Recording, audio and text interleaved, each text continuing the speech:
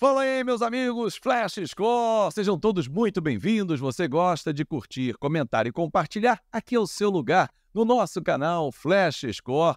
Se inscreva, se você está passando aqui pela primeira vez, deixa o seu like, seu comentário e, claro, se inscreva no nosso canal, que toda semana traz um conteúdo diferente, um conteúdo com um convidado daqueles para matar saudade e contar muitas histórias. Hoje eu estou muito bem acompanhado. Edu Girac, meu amigo, narrador Flash Score, vai bater esse papo comigo. E Bolívar, já está todo mundo na tela. Edu, seja muito bem-vindo. Como é que você está? Boa semana, meu amigo. Olá, Fábio. Olá, amigas e amigos do Flash Score. Mais um prazer enorme estar aqui com vocês nesse nosso podcast. Vamos aí, vamos falar muito sobre futebol nesses próximos minutos aí para todo mundo se divertir. Muita informação, enfim, muita história boa vem por aí. E tenho certeza que vocês já viram o Bolívar, que é o cara que conhece muito de Libertadores, que terminou com uma grande festa, a conquista inédita do Fluminense. E a gente fora do ar estava brincando aqui, Bolívar. Eu falei, Bolívar, você tem 2 Libertadores. Você falou, é só? Eu falei, só? Mas quantos jogadores tem uma? Você tem 2, cara, pelo Internacional. Seja bem-vindo. Como é que você está, Bolívar? Tudo bem? Prazer, Fábio. Prazer, Edu, estar participando com vocês aí no podcast da Flash Score. Tive o prazer de conhecer o Ricardo, o pessoal todo que compõe aí esse grupo da Flash Score. Então, foi um evento bem bacana. E verdade, Fábio, eu fui um cara, graças a Deus, abençoado, numa competição tão glamurosa como é a Libertadores. Tive o prazer de ganhar 2 vezes vestindo a camisa do Inter. Agora eu já faço logo uma pergunta de cara para você. Das 2 conquistas, qual foi aquela mais difícil? Aquela que você falou assim, caramba, esse caminho não vai ser fácil. Porque normalmente a Libertadores é uma competição traiçoeira, né? Não tem aquele time fácil, aquele jogo que é molezinha, porque pode ser uma altitude, um gramado ruim, uma viagem longa. Qual foi o caminho mais difícil das 2 conquistas? Cara, elas foram... Na verdade, se tratando de Libertadores, não tem caminho fácil, né? A gente sempre coloca dentro de 2 partes. Eu acho que em 2006 a gente era uma equipe que foi crescendo dentro da competição. A gente só não foi campeão invicto porque acabou perdendo para a LDU lá na altitude, onde a LDU era praticamente a base da seleção equatoriana naquele Mundial de 2006. Eu acho que foi uma sequência muito difícil, porque a gente enfrenta a LDU nas quartas de final.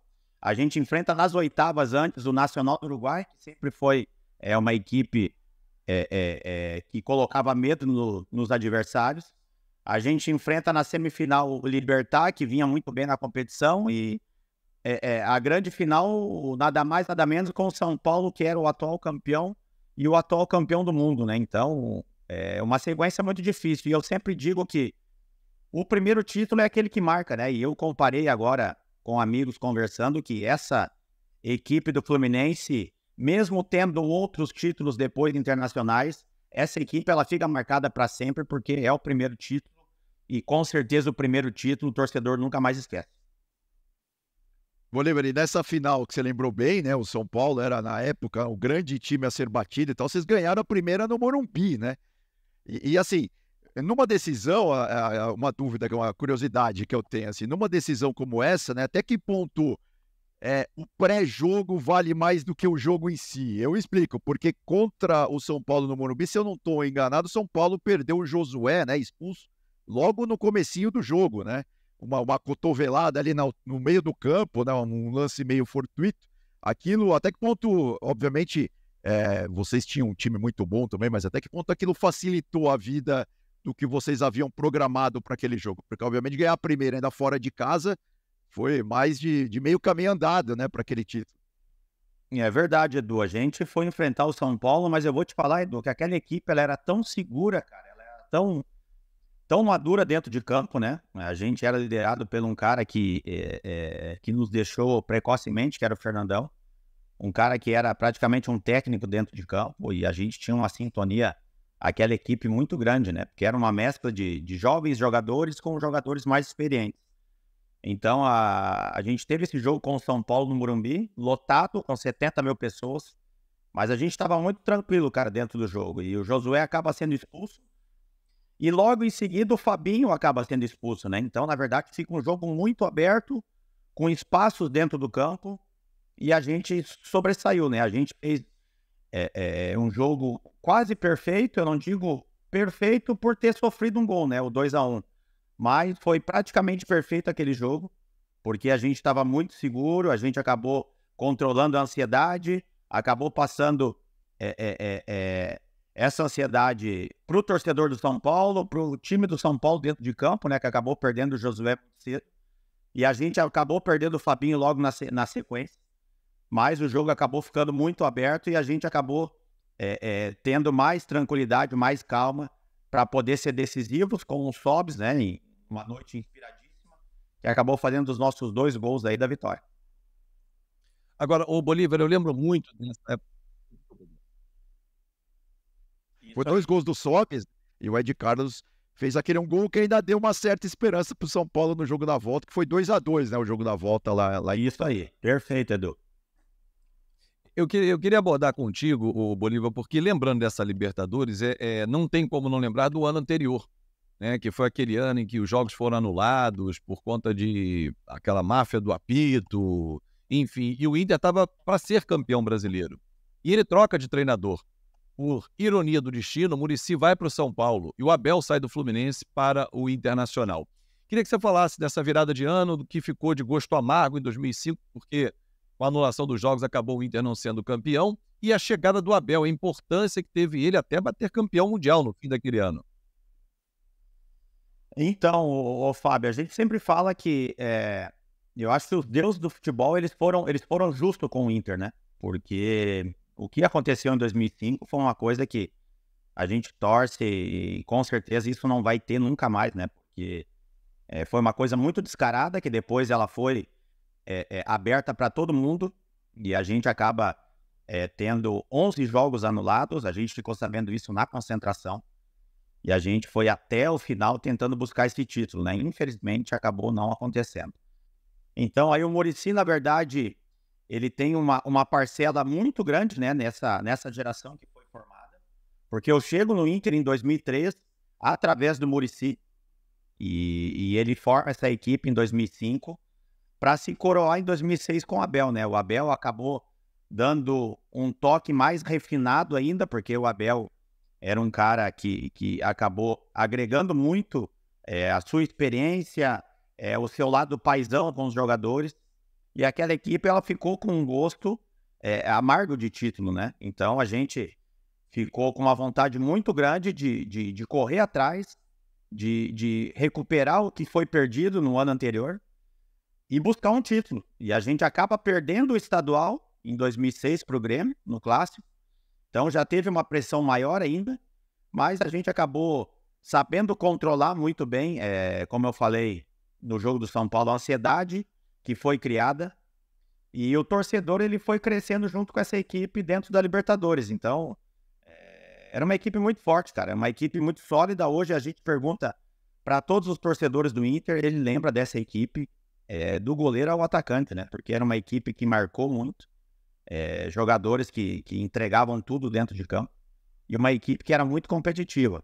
Por isso que a gente acabou tendo tantos títulos internacionais, porque quando você não é competitivo nessas competições sul-americanas, com certeza você não vai levar só jogando futebol. Agora, Bolívar, assim, aí você, logo depois daquela Libertadores, você foi pra França, né? Você foi lá pro Monaco. Você não jogou o Mundial. Você não jogou o Mundial no fim do ano, né? Qual que é o sentimento quando você pensa hoje? Obviamente, a gente nunca sabe o que vai acontecer na vida da gente. É claro que a proposta era boa, né? Era uma oportunidade muito sensacional, mas hoje, quando você olha de hoje para trás, qual que é o sentimento que fica sobre aquele Mundial do Inter? Então, Edu, tu sabe que muitas pessoas me fazem, né, essa pergunta e eu acabo falando para elas que eu acabei sendo vendido antes do jogo do Libertad, na semifinal. Então a gente elimina a LDU e a minha negociação ela já está acertada com o Mônaco, né? Eu acabo jogando a semifinal e a final com um contrato de seguro que o Mônaco tem que fazer. E claro que queria muito disputar o Mundial, né, de clubes. mas eu sabia que foi uma transação para o clube muito interessante, para mim também como atleta muito interessante, e eu sabia que eu tinha 4 jogos para poder entregar o meu melhor junto com a equipe. Então, acabei sendo coroado, acabei sendo mais coroado ainda porque o dia 16 de agosto ele é um dia tão especial para mim, que ele é o dia do meu aniversário, ele é o dia do aniversário do meu filho, que nasceu no dia do meu aniversário, e a grande final da Libertadores. Então, eu já estava mega realizado, mas com certeza aquele gostinho de poder estar junto, né? Eu sempre falo que eu não fui pessoalmente campeão mundial, mas em coração, em pavimentar um caminho a chegar ao Mundial, com certeza eu tive parte disso também. O Bolívar, tem uma coisa que me chamou muita atenção na conquista do Fluminense, e que eu acho que se aplica a muitas outras, inclusive essa do Inter, de outros campeões da Libertadores, me corrija se eu estiver errado, a importância de um líder. Ele pode ser um líder técnico, como por exemplo era o Fernandão, líder técnico, capitão, a liderança nata, um líder silencioso, que talvez tecnicamente não seja o melhor do elenco, mas é aquele cara que, na hora H, é quem aparece e motiva os mais novos. O Sobis era um garoto nessa época. Qual a importância de ter um líder numa conquista como essa, que ela é tão longa, que passa por vários obstáculos, como a gente falou de altitude lá em Quito, aí você perde, você fala, será que eu vou conseguir inverter a vantagem em casa? Qual a importância do líder quando tem um sabor na Libertadores? Eu acho que é muito importante, cara. Eu acho que a gente até fala hoje que no futebol essas lideranças elas estão acabando, né? A gente vê hoje jogadores que não têm esse perfil mais, né?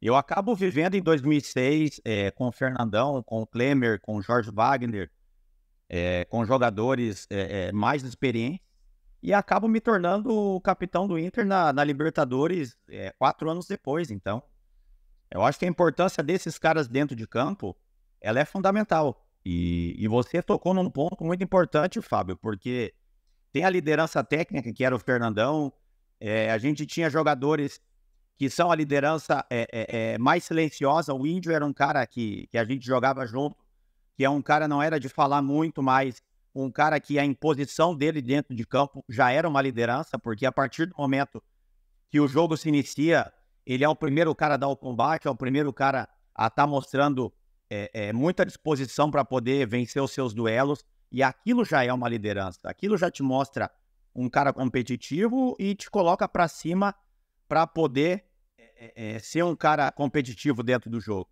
Então, eu acho que a gente tinha essa liderança fora de campo, né? Que era o Abel, que era o cara que era o nosso líder, mas com 70 mil pessoas gritando, cara, que foi a ocasião de vários jogos, mas principalmente o primeiro jogo da final contra o São Paulo.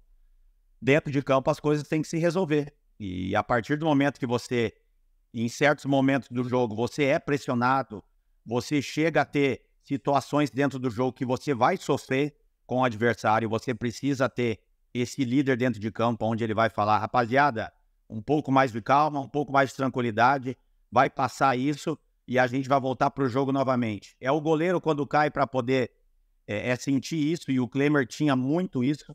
Então, a gente sempre foi muito bem distribuído dentro de campo com essas lideranças, e acabaram se formando outras lideranças depois. O Edinho, que foi um cara em 2006, integrante desse título da Libertadores, e em 2008, na Sul-Americana, ele era o nosso capitão. Então, ao tempo, a gente foi se formando blindado com esses caras que a gente tinha em 2006.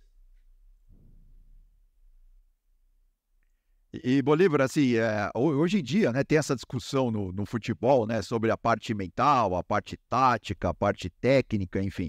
E um campeonato como a Libertadores, né, também aproveitando esse gancho aí da vitória aí do Fluminense, né, pela primeira vez campeão da Libertadores, um campeonato desse tão complicado, tão difícil, né, porque tem o mata-mata, né, que o mata-mata nunca é só técnica, tática. Qual que é o peso que você dá assim pro mental, para a questão do time? Lógico, você acabou de falar bastante sobre a questão da liderança, né, como isso é importante, mas se a gente for, sei lá, colocar na balança o mental, o tático, o técnico e até o físico, né, claro, o que pesa mais numa competição de mata-mata como essa da Libertadores? Vocês ganharam a Sul-Americana também, né, aquela 2008. Exatamente. Eu acho que são coisas, Edu, que elas vão te mostrando, né? Vamos colocar a parte do mental junto aí. Eu vou citar um ponto da conquista de 2010, onde a gente teve o mental muito forte, jogando umas quartas de final com o Estudiantes, onde a gente vence o primeiro jogo de 1-0, vai jogar na Argentina contra o Estudiantes. A gente está sendo eliminado até os 42 ou 43 do segundo tempo. E se você não tem o controle mental dentro de um jogo como esse, você acaba se atirando no adversário, você acaba dando contra-ataques para esse adversário e acaba perdendo o controle do jogo. A gente soube suportar muito bem essa parte emocional e conseguiu aos 43, 44 com o Juliano fazer o gol que nos deu a classificação para a semifinal. Então, o Fluminense mostrou isso. O Fluminense mostrou um mental muito forte. Eu vejo um dos pontos que o Fluminense acaba se fortalecendo dentro dessa competição foi contra o Inter. Eu acompanhei esses 2 jogos, transmiti esses 2 jogos, onde a parte mental, perdendo o jogo com um jogador a menos, o Diniz com o mental dele, com a ousadia dele, jogando dentro de casa primeiro e depois aqui no Beira-Rio, ele acabou levando essa classificação por essa parte mental, por ter o controle, por não desorganizar, mesmo sendo eliminado dentro do jogo, mas acabou tendo essa tranquilidade e conseguiu passar isso para os seus comandados, e os caras conseguiram reverter 2 vezes a situação. No primeiro jogo, com 1 a menos, dentro do Maracanã, que acabou fazendo um gol que acabou tendo essa vantagem depois para jogar no Beira-Rio, e depois no Beira-Rio com resultado adverso. Acabou fazendo 2 gols aí em 6 minutos, onde a parte mental e emocional, ela fez a diferença. Agora, ô Bolívar, você está com 43 anos. Oi, desculpa, Edu. Não, é só completar. Aquele jogo vocês perderam, né, por 2-1, mas tinham ganho a primeira 1-0 em Porto Alegre, passaram porque na época ainda tinha o gol fora de casa, né? Isso. E vale lembrar que o critério gol fora de casa na final da primeira final do Fluminense, em 2008, foi quando mudou. A campanha toda até a semifinal valia o critério do gol fora de casa, e na final, com o LDU, mudou. Tanto que o Fluminense pede esse título. A gente conversou com o Luiz Alberto na semana passada e ele fala exatamente sobre isso, que eles souberam até minutos antes da bola rolar e tudo. Mas eu queria abordar com você a questão dos jogadores experientes. Assim como o Fluminense, o Inter também, naquela oportunidade, 2006, tinha jogadores experientes. Você já citou o próprio Klemer, você falou do Fernandão, mas você hoje tem 43 anos. E aos 43 anos, o Fábio completou 100 jogos de Libertadores no último sábado, né? E conquistou o primeiro título dele, que ele bateu na trave com o Cruzeiro quando ele estava por lá. Qual o papel de ter jogadores experientes? Porque além do Fábio, o Fluminense teve Felipe Melo na conquista, teve Marcelo, multicampeão do Real Madrid, o Germancano, que é um jogador experiente também. Queria que você falasse do papel deles, o Keno, que é um jogador já experiente, o Arias, que é um de meia idade, como o Nino, 25, 26 anos, também jogadores que não sentem tanto, o mental talvez esteja mais organizado, para controlar um John Kennedy, por exemplo, como vocês controlavam o Rafael Sobis, Pato, que estava subindo, enfim, queria que você falasse sobre isso. Isso é muito legal. Eu acho que junto nesses nomes que você falou, Fábio, o Ganso é outro cara também, né? Ganso já era um cara campeão pela Libertadores, um cara muito experiente, e eu acho que o John Kennedy, a história dele é muito linda, né? O Fernando Diniz acabou contando isso, e eu acho que isso é importante, quando a gente tem um técnico, um comandante que tem esse olhar clínico de saber o potencial do atleta que ele trabalha, né? Porque só ele sabe isso porque ele trabalha o dia a dia com esse atleta. Então, eu acho que os próprios jogadores, e eu me coloco nisso, quando você trabalha com jogadores mais jovens que têm potencial, você, na verdade, quer ajudar esse menino, porque, na verdade, ele pode fazer a diferença, né? Com sua vitalidade, com sua baixa idade, e aquele cara meio que, em termos, irresponsável, né? Porque é o cara que é jovem, é o cara que tem um futuro brilhante pela frente, e é aquele cara que você precisa dar liberdade para ele,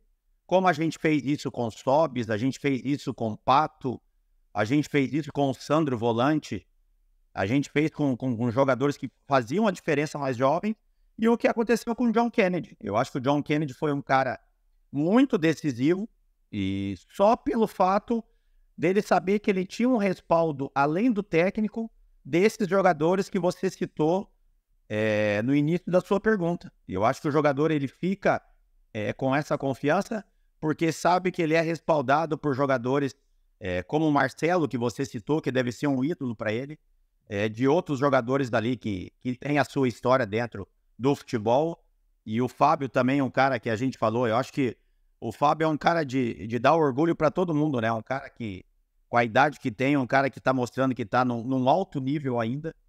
E um jogador que merece muito, né? Um cara que sempre batalhou, um cara que saiu de uma história linda do Cruzeiro e da maneira que saiu foi uma maneira que eu não achei correta, porque tudo que ele tem pelo Cruzeiro, ele tinha que ser tratado de uma maneira muito diferente. E chegou no Fluminense e mostrou todo o seu potencial, apesar dos 43 anos. É uma pena, né, que o futebol ele é um esporte muito dinâmico e de alto rendimento, que tem que daqui a pouco alguns jogadores, como a gente citou do Fábio, terem que parar porque o corpo ele já não aguenta, ele já não sustenta mais e tem que dar espaço para jogadores mais jovens.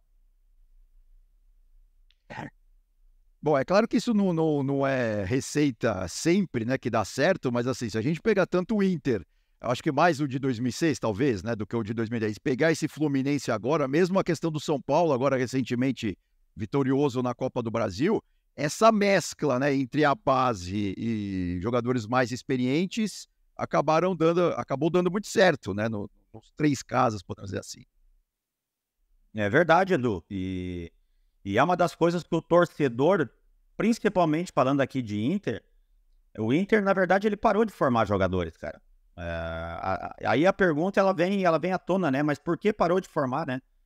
Se é o método de trabalho que está sendo dado nas categorias de base, se é daqui a pouco dessa nova geração que acaba não querendo ter o interesse por ter já altos salários e acaba não querendo ter essa ambição de querer ser um cara vitorioso dentro do clube, de criar sua história.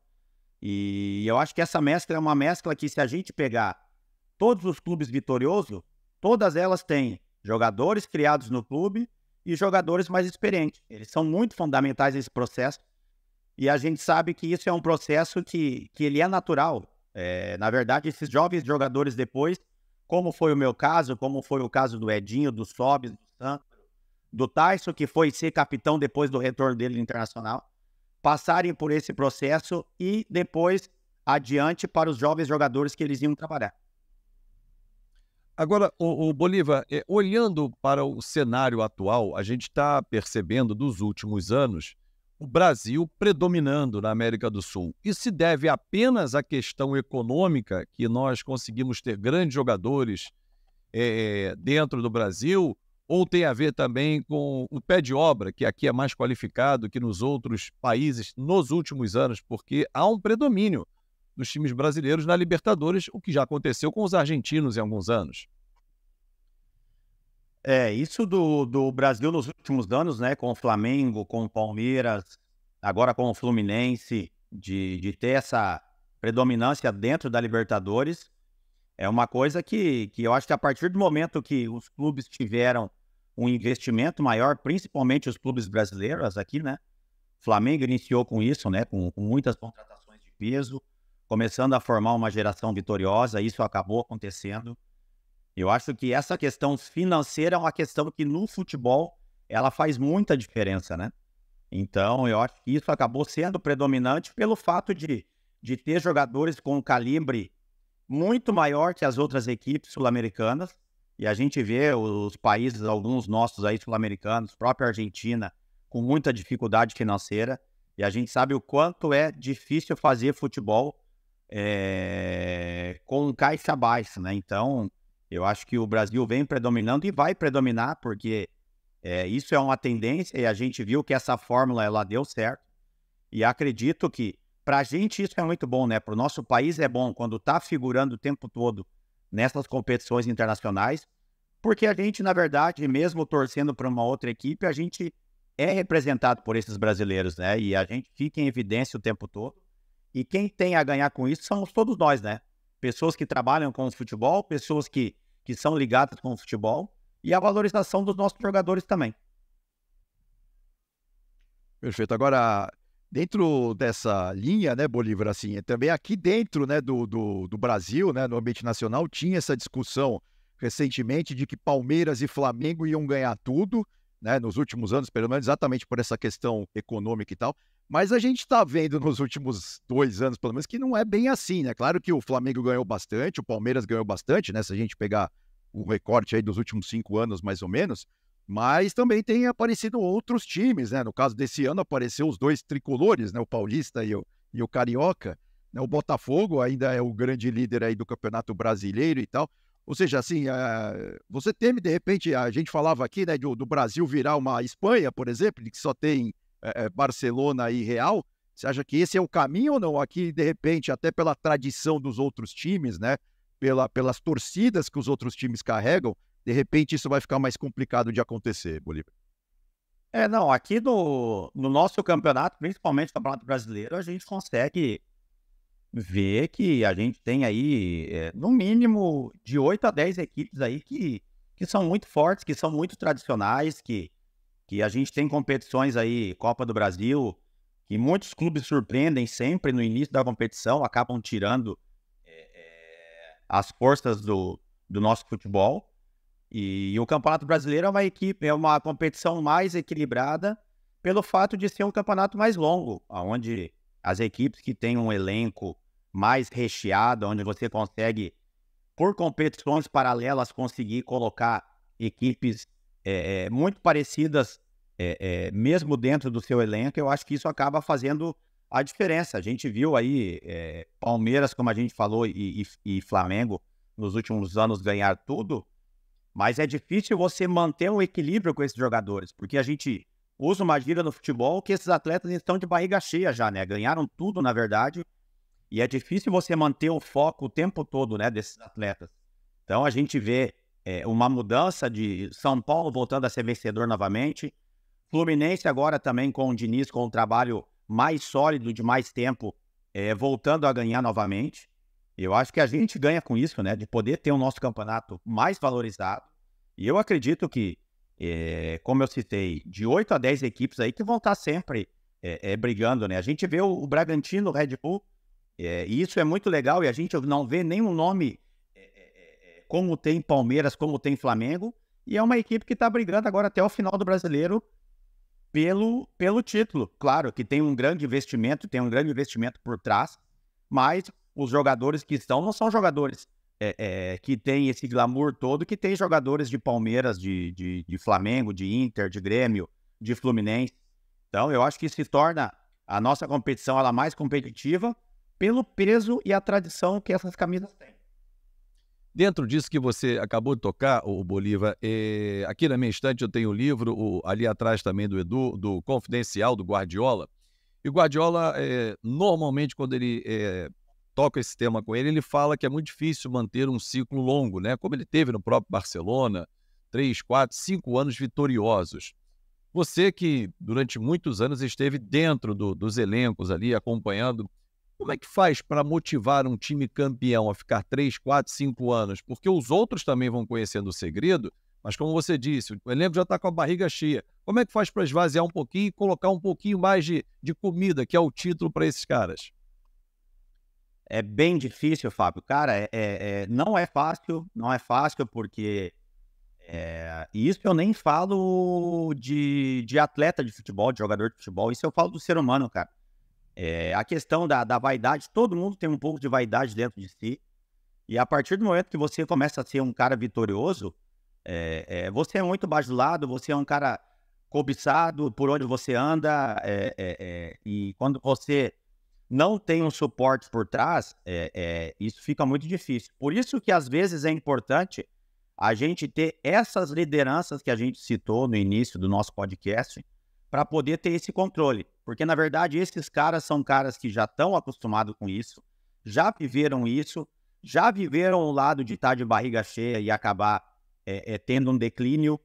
Então, eu acho que isso é fundamental. Eu acho que quando você vê o seu nome no clube inscrito, num clube tradicional, sem dúvida nenhuma, você quer continuar vencendo, cara. Porque hoje, eu com 43 anos, cara, hoje eu consigo tá em todos os lugares do Brasil representando o Inter em eventos e as pessoas lembrando daquelas conquistas. Então, eu acho que motivação maior para esses atletas é saber que o nome deles vai estar escrito na história. Eu acho que motivação, o Muricy usava uma frase muito importante, eu acho que o atleta não precisa de motivação, eu acho que ele só tem que agradecer por ser abençoado por Deus, por ser um cara que atua numa profissão onde ele é bem remunerado, faz o que gosta, mexe com a paixão de todo um povo brasileiro. Eu acho que ele já é um cara abençoado e ele tem que se motivar por si só, sabe? Então, eu acho que você precisa ter esse olhar seu em frente a um espelho e falar, cara, aproveita esse momento porque ele é muito curto, ele é um momento passageiro, mas esse passageiro, ele pode ficar guardado para sempre com conquista. E Bolívar, hoje qual que é a sua relação com o futebol? Você consome futebol? Você trabalha de alguma forma com o futebol? Como que está a sua relação hoje com esse esporte que é tão apaixonante? Realmente, a gente fala que o futebol é igual cachaça, né? Ele é uma coisa que vicia. E, na verdade, eu estava trabalhando dentro do futebol já há 7 anos, né? Ano passado eu trabalhava na Chapecoense como auxiliar técnico permanente do clube. Mas eu acabei ficando muito distante, Edu, da minha família, cara, da minha esposa, da minha filha. Meu filho já tá com 23 anos. Quando eu abri o olho, ele já estava morando com a namorada. A minha filha hoje tem 16 anos. E se eu viver novamente esse mundo, que é um mundo que vicia as pessoas, que vicia quem ama futebol, que trabalha com ele. E se eu piscar o olho novamente, eu acabo perdendo a oportunidade de ver a adolescência da minha filha, né? Então, eu acabei dando uma pausa nisso.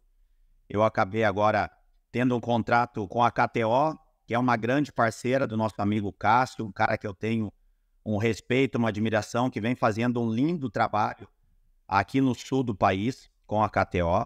Então, eu venho fazendo isso, venho fazendo eventos. Eu tenho um podcast também de entrevistas. E tem um projeto que vai ser lançado agora no final do ano, que vai ser muito bacana. Que com certeza eu quero poder ter o apoio de vocês e a gente falar sobre isso. Mas no momento certo a gente vai conversar e eu vou poder falar para vocês quando isso estiver tudo prontinho já no papel, para a gente externar esse grande projeto que vai sair agora antes do final do ano. Com certeza. Bolívar, você que chegou agora no nosso Flashcore Podcast, chega deixando o seu like, comentando, compartilhando. Estamos relembrando grandes histórias da Libertadores com o Bolívar. Se inscreva no nosso canal. E, Bolívar, eu quero saber de você o seguinte: qual foi o jogo mais difícil que você viveu na Libertadores e o atacante mais chato? Aquele cara que falou, caramba, eu tenho que enfrentar ele. Ele é enjoado. Quem foi da tua época de Libertadores? Cara, de Libertadores, cara, na verdade, o jogo mais difícil, eu coloco o jogo do Estudiantes, aquele onde a gente estava até os 43, 44 do segundo tempo, em 2010, as quartas de final. Muito difícil, um jogo muito, muito disputado, e a gente ali, a 5 minutos de ser eliminado de uma semifinal de Libertadores. Então, eu coloco esse jogo na prateleira dos jogos mais difíceis que eu participei dentro dessa competição que deixa todo mundo enlouquecido, porque é uma competição que todos querem ganhar e ela tem um glamour diferente das outras competições.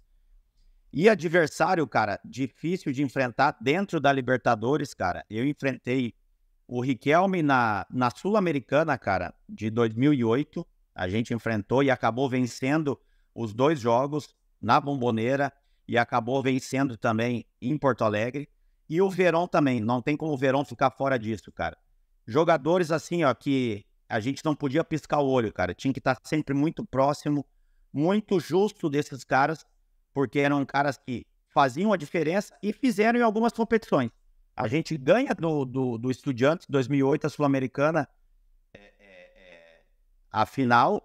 E em 2009, com a mesma equipe, eles vão e são campeão da Libertadores em cima do Cruzeiro, dentro do Mineirão. Então, Verón e Riquelme são caras aí que são eternizados nessa Libertadores, porque são caras que faziam a diferença pelos seus clubes.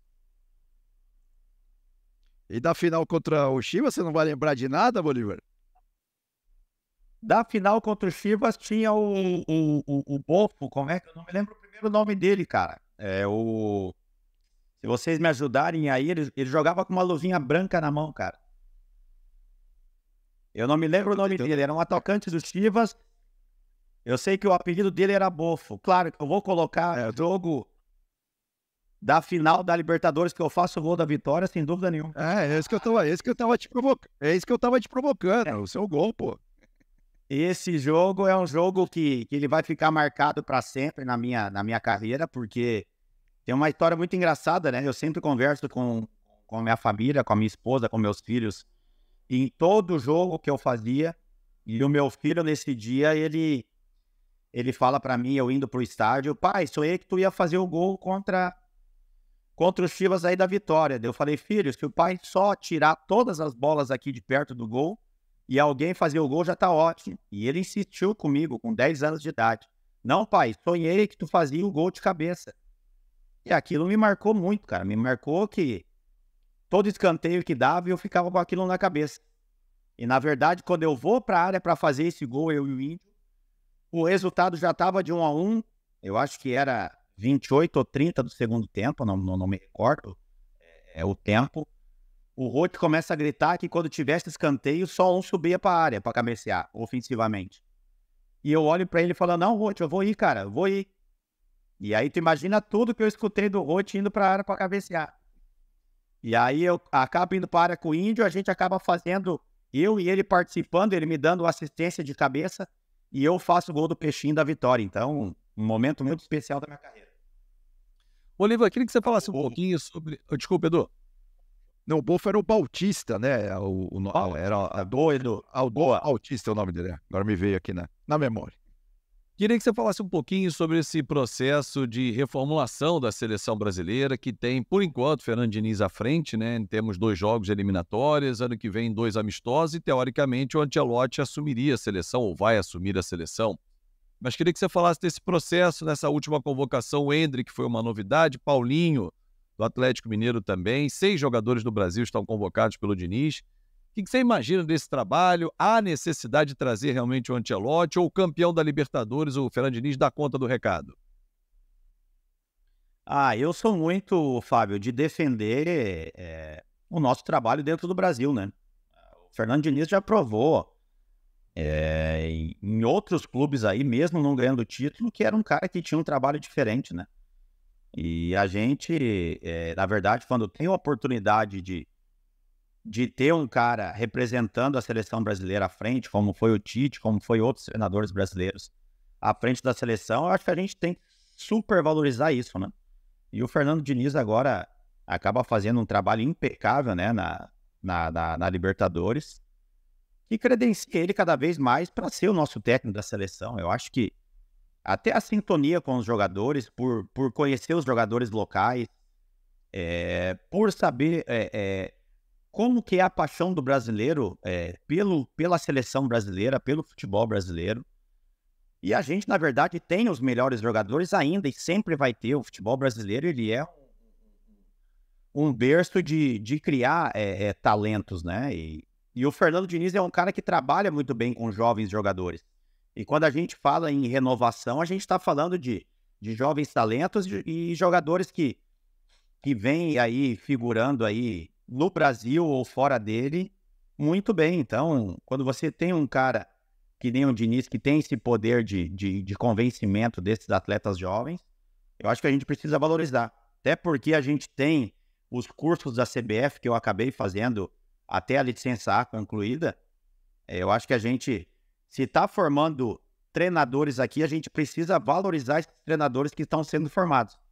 Então, eu acho que a gente precisa dar continuidade ao trabalho do Diniz, dar confiança para ele, como foi para os outros técnicos, para ele que possa trabalhar, fazer o seu trabalho com calma e saber que a gente tem os melhores jogadores dentro de campo. Então, eu acho que é questão de tempo para que a gente possa ter aí o Diniz como a nossa principal referência como técnico da seleção. O Matheus também tinha lembrado, tá? O nosso produtor que está aí na retaguarda, ele também me passou aqui o nome do Bautista. Dar o crédito também a ele. Agora, Bolívia, eu tenho uma curiosidade, né? Que não sei se todo mundo que está nos acompanhando vai se lembrar, os mais jovens não, que o seu pai era um grande jogador de futebol, né? E ele também tem uma história sensacional que a gente não pode deixar de falar aqui. Ele estava naquele time histórico da Inter de Limeira, de 1986, que ganhou o Campeonato Paulista, que na época valia demais, no Morumbi, lotado diante do Palmeiras, né? E era uma fase que o Palmeiras estava numa fila gigantesca, né? Não era essa a fase de agora, que está ganhando tudo, né? E aquilo, sem dúvida alguma, ficou marcado, né? Principalmente na história do Campeonato Paulista, do futebol paulista. Era um time que veio do interior e no Morumbi completamente lotado conseguiu.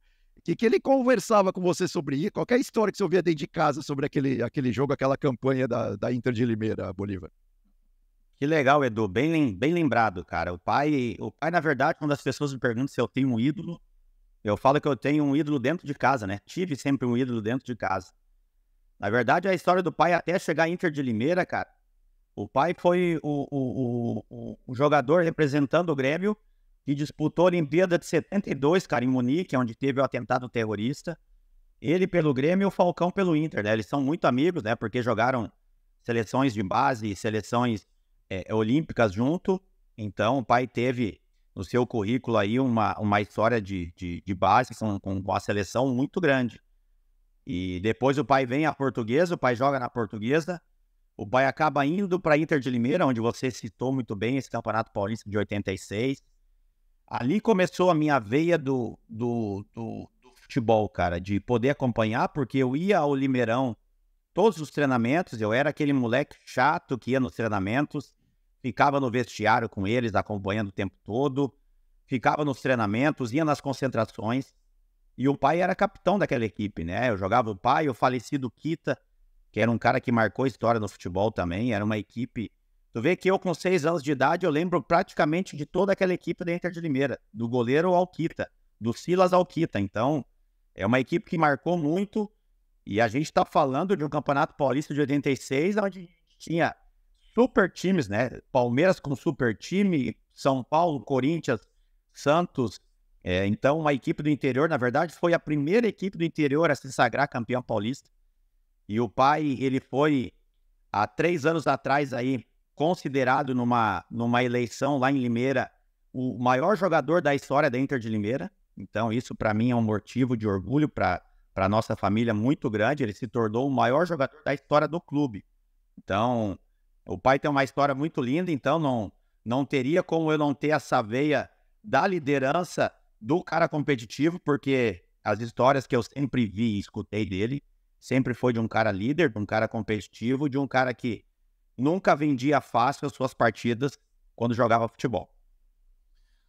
Bolívar, olha, só para comentar, o técnico daquele timaço era o Pepe, né? O canhão da Vila, que jogou no Santos e tal. E o Bolívar está lembrando de 86, o vice-campeão brasileiro é o Guarani. Né? São Paulo e Guarani fizeram a final do Campeonato Brasileiro. No ano no Bangu e Curitiba, enfim, grandes times que hoje não estão figurando nas principais divisões, né? E na época, como ele falou, era isso, né? Só tinha os títulos do Campeonato Paulista, estava dividido entre os times da capital e os times da Baixada Santista, né? Que a gente aqui não considera muito interior, né? A Baixada é a Baixada, né? Que era o Santos, obviamente. E a Inter de Limeira foi o primeiro time a ser campeão do interior, vindo do interior, né? Campeão paulista como um todo. E depois, em 90, né? Teve aquela final que a gente chama de final caipira, entre o Novo Horizontino do Nelsinho Batista e o Bragantino do Vanderlei Luxemburgo, que o Bragantino foi campeão paulista. Foi a primeira final entre 2 times do interior na história do Campeonato Paulista. Bragantino que mostrou força no início dos anos 90 e agora está voltando, como a gente destacou aqui no nosso papo, força de novo, brigando na parte alta da tabela para ir para uma Libertadores, que é um baita de um reconhecimento ao trabalho, né? Um fruto que vai ser colhido logo ali. Bolívar, foi bom demais bater esse papo com você aqui no nosso podcast Flash Score. Volte sempre e vamos nos falando, e a sua história está escrita. E agora quem começou a escrever com a primeira conquista de Libertadores do Fluminense, quem no ano que vem for escrever, tenho certeza que é um carimbo que todo jogador vai guardar para sempre como se fosse uma tatuagem. Tá ali, pum, campeão da Libertadores. É o pet ali que bota. É verdade. E eu até tenho... Olha aí, ó. Tem ela guardada aqui. A Glória Eterna. Isso é uma coisa que fica para sempre, é uma coisa que marca para os seus filhos, para os seus netos, ele fica na memória do torcedor. Eu que agradeço, Fábio, o carinho, você e o Edu, a Flash Score, pela oportunidade de estar aqui batendo esse papo com vocês, sempre à disposição. E quando vocês quiserem aí bater esse papo aí, a gente volta novamente. Com certeza. Um grande abraço e até a próxima, Bolívar. Valeu. Valeu, obrigado. Edu, vamos seguir aqui na nossa reta final do nosso podcast Flashcore para a gente falar sobre informações que você separou aí sobre a Libertadores, enfim, curiosidades que a gente possa contar aqui para quem está curtindo, já deixando o seu like, comentando, compartilhando com a galera esse episódio, mais um muito bom, com esse cara que conheceu muito de Libertadores, tem só 2 no currículo. Quantos tem uma? Ele tem 2, só para ostentar, Edu. É verdade, não, é uma história muito bonita, né? Ganhar Libertadores é para poucos e ele ainda teve essa oportunidade de ganhar 2, né? Ele foi para o Monaco, voltou, ganhou a Sul-Americana e depois, em 2010, ganhou pelo Inter a Libertadores mais uma vez, nessa final que ele contou que ele fez o gol, né? Contra o Chivas. Na verdade, o Inter, naquela oportunidade, daquela vez, ganhou as 2 partidas. Ganhou lá no México e ganhou aqui no Brasil. Sim. Mas conta pra gente aí, você tá com informações para passar aí nessa reta final? Não, são mais números gerais, né, sobre a competição, né? A gente tem até umas artes aí preparadas e tal para ir entrando, né? A questão assim, que é o que a gente disse, o Fluminense, né, em termos de ataque, é sem dúvida alguma um dos melhores, não, é o melhor ataque da competição, né? Teve na figura do Germancano aí a artilharia absoluta, né? Ele que fez gols tanto na fase de grupos quanto nos playoffs, fez 13 gols no total, o mesmo número de gols que o Boca Juniors fez na competição inteira, o Germancano fez sozinho, então sem dúvida, em termos de artilharia, em termos de... Se o Fluminense é o melhor ataque da competição, isso se deve demais à atuação do Germancano, que fez gols de tudo quanto é jeito, né? Ele que tem na minha avaliação, tem um senso de colocação muito bom, um senso de colocação excepcional ali dentro da grande área, né? Assim como o Romário também tinha, não estou comparando os dois, porque são estilos diferentes, mas é uma precisão ali dentro da grande área, e tendo a pequena área, obviamente, que é muito, muito interessante, né? E aí a gente viu ali o melhor ataque, realmente, o do Fluminense. Em contrapartida, né? O que eu acho que é um ponto positivo para o Fernando Diniz, principalmente no jogo final, que a gente acompanhou juntos aqui pela Flash Score, Fábio, é que assim, o Fluminense não está na lista das melhores defesas da competição. O Fluminense tomou muito gol, né? A gente pode ver aí o Fortaleza, o Atlético Mineiro, o Inter, né? E o Flamengo estão ali entre as melhores, aqueles que tomaram mais gols contra si, né? Nos 90 minutos, ou seja...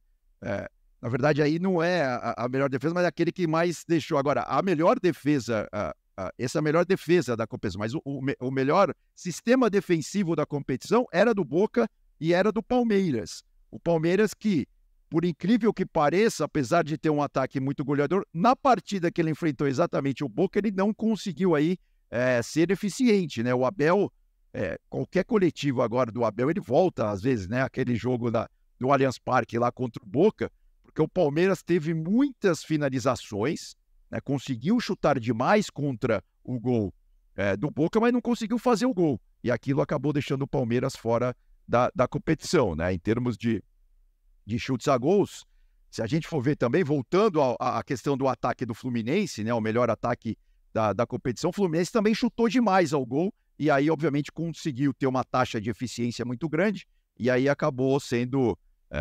o melhor ataque da competição por causa disso, né?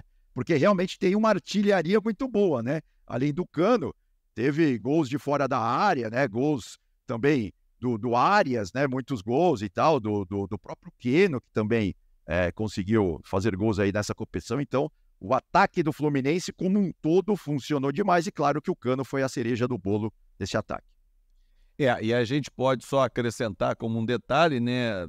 talvez usar taxa de conversão. Quantos gols o Fluminense converteu, né? E o John Kennedy foi um gol de fora da área, pegou na veia, na cara da bola, como a gente brinca, né, no futebol, e estufou a rede do Sérgio Romero. E a minha avaliação sobre o Boca Juniors nessa Libertadores, Edu, para a gente fechar, foi um time que não quis ganhar os jogos. Ele tentou arrastar todos eles e conseguiu até a final para os pênaltis. Quase conseguiu no Maracanã, mas ele não quis ganhar, ele não se lançou. Não foi aquele Boca Juniors que tinha 6 Libertadores, que buscava lá a 7ª. Realmente ele não foi, diferentemente do Fluminense, que se lançou ao ataque, buscou o gol e foi premiado com um belíssimo gol do John Kennedy. E essa emoção vocês acompanharam aqui. Quem não curtiu, tem a nossa narração aqui no YouTube também, para você relembrar. Edu, fechamos mais um episódio?